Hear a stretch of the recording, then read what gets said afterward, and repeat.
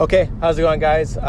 So you are behind the scenes of myself and Rolando. We're going to record content. Now, a lot of people say, man, they don't have time to record content. What I suggest for my clients, what we do with our video clients is we pick one day out of the month. One day out of the month where we try to knock out about 4 videos for the next month.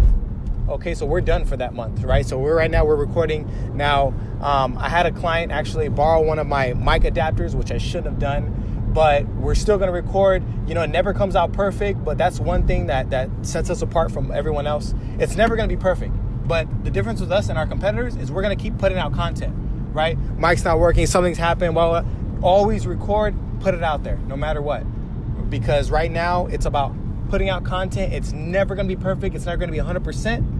But we keep going, we keep being consistent with it because people aren't looking for our next video, they're looking for our last. So that's what we're gonna do right now. So just watch us on our journey of recording a couple videos, and I hope you enjoy.